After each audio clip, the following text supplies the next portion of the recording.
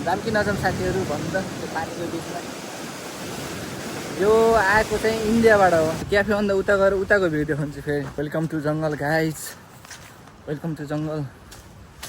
कोही छैन, एक्लै छु म, पुरै सुनसान। म यहाँ किडन्याप पनि हुनसक्छु कि। ओ जाडो मौसम आउनु भनेको त्यहाँ त लास्टै ठन्डा हुँदो रहेछ। त्यत्रो जत्रो हाम्रो सल्लाहको बुट हुन्थ्यो, यो कोकोनटको बुट जत्रो। सुन्दर भ्यू, सुन्दर दृश्य हेरेर चाहिँ हजुरहरूले पनि आनन्द लिनु होला। कौन सी वाला देखेगा मेरे? हाँ ये वाला अच्छी होता है, ये वाला रहेछ त्यहाँ चाहिँ 10 को यो 5 को यो। फाइनली मैले कोकोनट वाटर पनि ल्याइसकेँ। यो पिउँदै पिउँदै म बिच साइडमा दामीवाला नजारा देखाउन जाँदैछु। Hello guys, welcome back to my channel. अब आज पनि एउटा हल्का नयाँ नै न्यू भिडियो ल्याएर हजुर सामु उपस्थित भइसकेँ। यो चाहिँ अब भिडियो अन्तिमसम्म हेरिदिनु होला।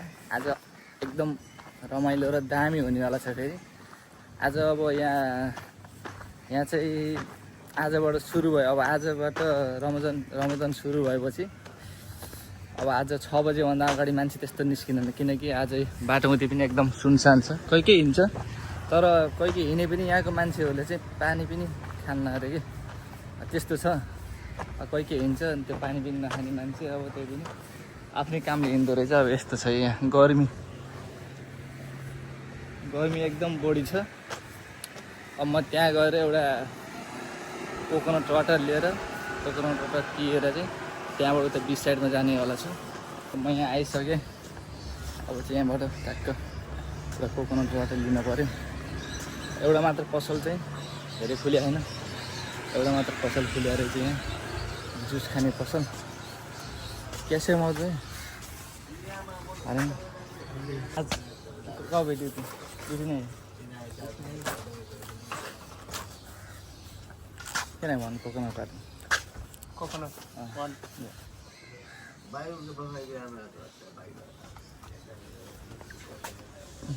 कोकोनट यस्तो छ यहाँबाट चाहिँ।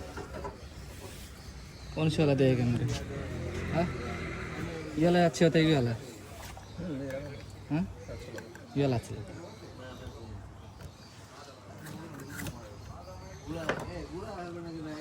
कोकोनट काट्दैछ त्यहाँ चाहिँ।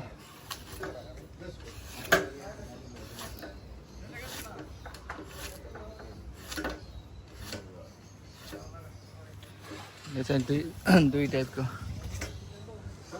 कोकोनट हुन्छ। एउटा यस्तो कलरको, एउटा यस्तो कलरको हुँदो रहेछ। उसको ओपन गरिदियो, ओपन गरिदियो। ठिकै छ। कितना हो गया अब अंदर? कितना हो गया? 20 5 रुपिस बढ गयो फिर। यो चाहिँ यहाँको पैसा यस्तो हुन्छ कागजको। 10 को यो 5 को यो। फाइनली मैले कोकोनट वाटर पनि ल्याइसकेँ। यो पिउँदै पिउँदै म बिच साइडमा दामीवाला नजारा देखाउन जाँदैछु।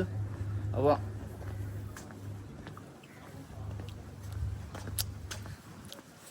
तर यो सबै ठिक, यसमा चाहिँ यो बाहिरको उस खाँदा, बाहिरको यो वाटर खाँदाखेरि चाहिँ खासै चिसो नहुने कि यस्तो गर्मीमा होइन। अरू चाहिँ सबै ठिक छ, मिठो पनि हुन्छ, हल्का गुलियो गुलियो। हेल्थको चाहिँ राम्रो, के अरे आफ्नो हेल्थलाई चाहिँ राम्रो गर्छ अरे यसले। यो चाहिँ कस्तो, यो रातोमा र अर्को ग्रिन कलरकोमा चाहिँ अलि टेस्ट चाहिँ हल्का फरक नै हुँदो रहेछ। त्यो हल्का स्विट कम छ यसमा, अर्कोमा चाहिँ हल्का स्विट बढी हुँदो रहेछ। ठिक छ जे जस्तो भए पनि। यसो फेरि यो त्योभन्दा अलि यो महँगो नि रहेछ।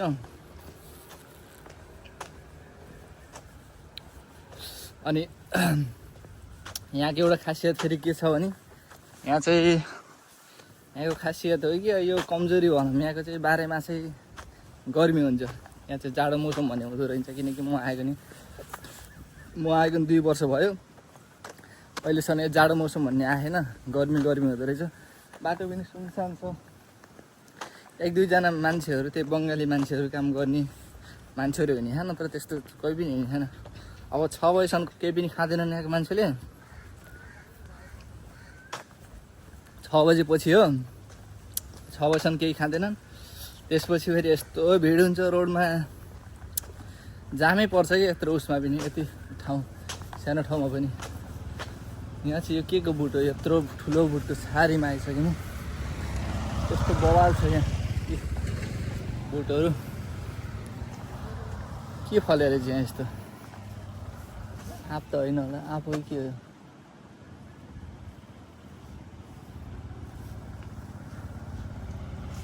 यो त पुरा ऊ जस्तो छ त।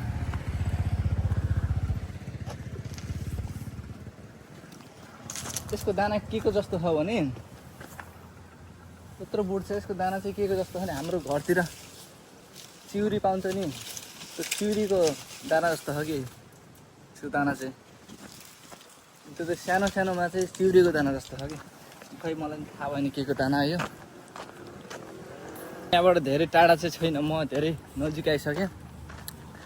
अब यहाँ कस्तो छ भनेपछि जङ्गल पछाडिको देख्दाखेरि यता चाहिँ जङ्गल जस्तो देखिन्छ। जङ्गल पछाडिको एउटा भन्छ नि, जङ्गल पछाडिको स्वर्गको टुक्रा जस्तै भनौँ न। स्वर्गको टुक्रा त नभनौँ, त्यस्तै त्यस्तै एकदम रमाइलो चाहिँ हुन्छ। मजाको दामीवाला भ्यू चाहिँ देख्न पाइन्छ त्यहाँ गएपछि। त्यहाँपछि आनन्द पनि महसुस हुन्छ कि एउटा रुममा यताउता वहीँ बसिराख्नु भन्दा हल्का 5 मिनट हिँडेपछि त्यहाँको त्यहाँको हावा ठ्याक्क त्यो उससँग आउँदाखेरि एकदम शीतल पनि हुन्छ। गर्मीमा बसिराख्नु भन्दा मजा पनि, हेर्न पनि बवाल मजा हुन्छ। स्वर्गको टुक्रा त होइन, त्यस्तै त्यस्तै रमाइलो चाहिँ हुन्छ। एक्लै भए पनि मजा हुन्छ, बिच साइडको छेउमा बसेर आनन्दले गफ गर्दै तपाईँहरूसँग। अब यहाँबाट म आइसकेँ, धेरै हिँड्नै पर्दैन, यहाँबाट आइसकेँ। यही हो कि स्वर्गको टुक्रा भनेको। यहाँ त्यहाँ बिस के अरे त्यो बोट गइरहेको त्यसरी। हाइट यस्तो पानीले यस्तो धगाल्छ नि।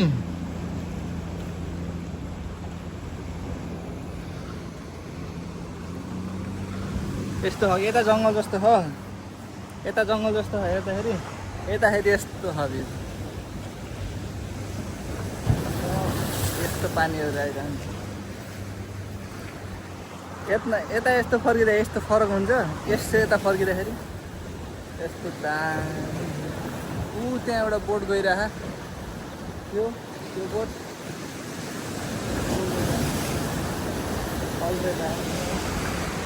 यहाँबाट चाहिँ त्यहाँ एउटा क्याफे पनि छ, योवाला बिच। ओइ यस्तो ठाउँमा क्याफे छ। अब म त्यो क्याफेमा नि जान सक्थेँ, तर म त्यहाँ जान्न अहिले, किनकि मलाई त्यस्तो केही खानु पनि छैन। यत्तिकै गरेर के गर्ने हो। त्यहाँ नजाने फेरि म त्यहाँ एकचोटि फेरि अर्को भिडियो चाहिँ एकचोटि त्यहाँ गएर त्यो क्याफेको त्यहाँ बसेर खाएँ, मस्त बसेर इन्जोय गरेको भिडियो पनि राख्ने नै छु। अब यो चाहिँ यता कस्तो, यो चाहिँ क्याफे यताको भ्यू भयो होइन। यो चाहिँ यतातिर यस्तो छ। यो यताको भ्यू चाहिँ यो क्याफेभन्दा यताको भ्यू भयो। अब फेरि म यताबाट त्यो क्याफेभन्दा उता जान्छु, त्यो क्याफेभन्दा उता गएर उताको भ्यू देखाउँछु। फेरि उता नि बवाल छ, यताभन्दा नि अझै उता बवाल छ।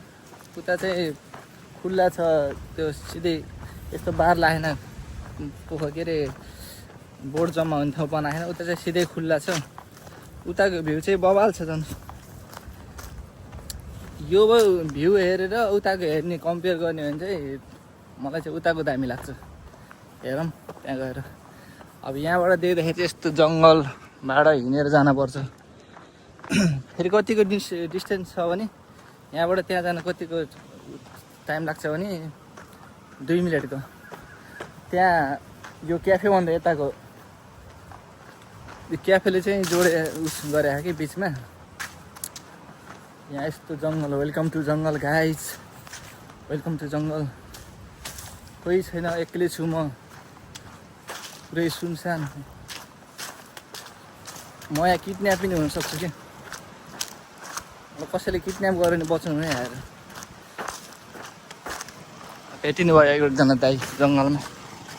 कसैले किडन्याप गर्दैन मलाई यहाँ, किनकि यहाँ सेफ छ, त्यस्तो किडन्याप गर्ने जस्तो छैन। यसो जङ्गलमा हिँड्दै नि नडराउनु। तर जाडो मौसम आउनु भनेको त्यहाँ त लास्टै ठन्डा हुँदो रहेछ। यहाँ चाहिँ चिसो हुँदो रहेछ। यस्तो ठाउँमा चाहिँ मजा आयो। हामी सानसानोमा पहिला दाउरा खोज्न जान्थ्यौँ स्कुल पढ्दाखेरि, दाउरा ल्याउन जङ्गलमा यस्तैमा। त्यस्तै याद आयो। यत्रो सल्लाहको बुट हुन्थ्यो,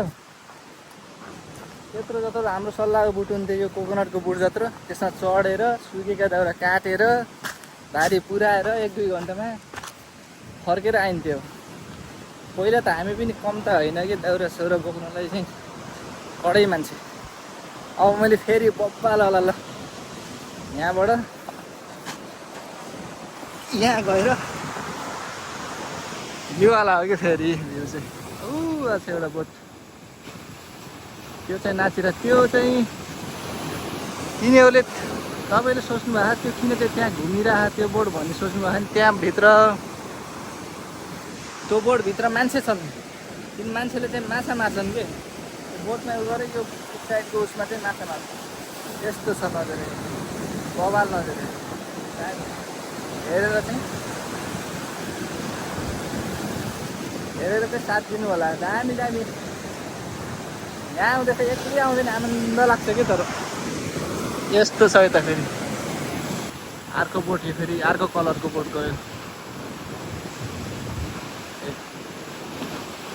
दामी छ हेर्नु, बब्बाल हेर्नुहुन्छ नि हेर्नु। अब यहाँबाट यो रमोजनमा चाहिँ यहाँबाट यस्तो स्पिड बोटमा चाहिँ यस्तोमै अर्कै स्पिड बोट हुन्छ। यो रमोजनमा चाहिँ त्यो बोटमा चढेर म यहाँबाट यहाँबाट धेरै कति आधी घन्टाको टाइम लाग्छ अरे। अर्को यस्तै जमिनमा जान मतलब पानीको भयो अरे, अर्को आइसल्यान्डमा जान चाहिँ आधी घन्टाको समय लाग्छ अरे। म यो बिदामा चाहिँ फ्राइडेको एक दिन मौका मिलाएर चाहिँ त्यहाँ घुम्न जाने भनेको।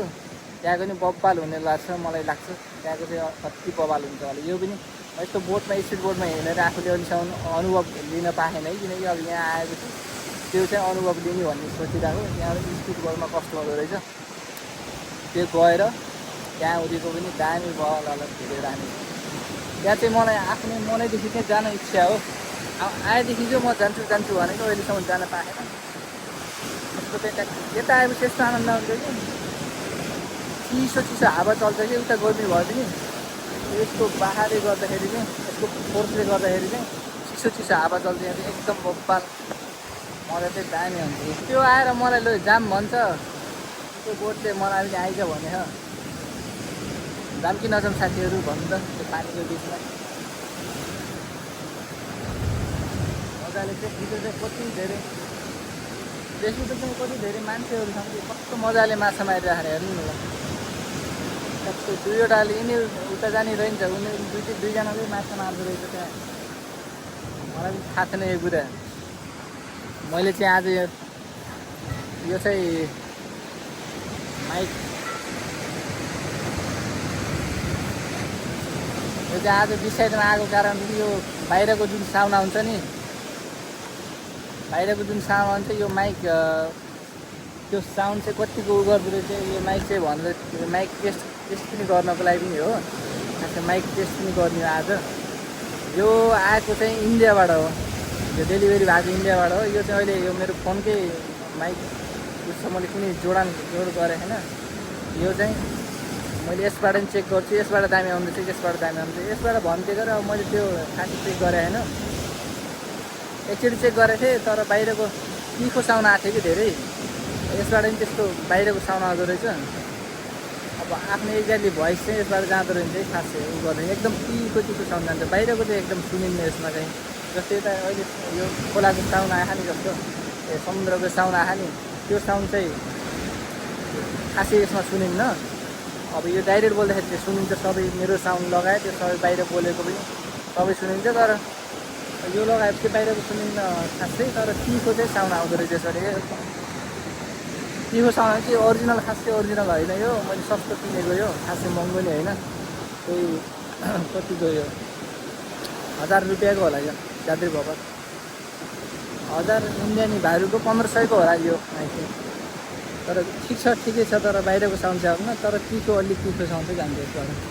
त्यस्तो खासै विशेष केही नभए पनि आज यतातिर आएको थिएँ हल्का बोर लाएर, अनि अब ड्युटी फेरि 9 बजे के अरे 3:30 बजे ड्युटी छ, जम्मा आधी घन्टा डिफ्रेन्स छ ड्युटी भएको।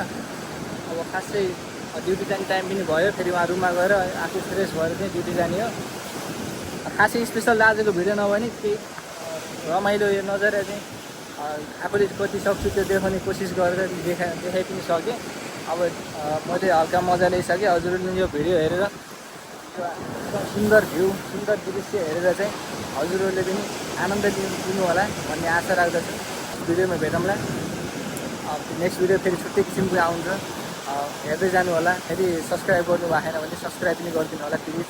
हजुरलाई मेरो यो रिक्वेस्ट पनि छ। यति भन्दै नेक्स्ट भिडियोमा भेटौँला। आजलाई यति नै।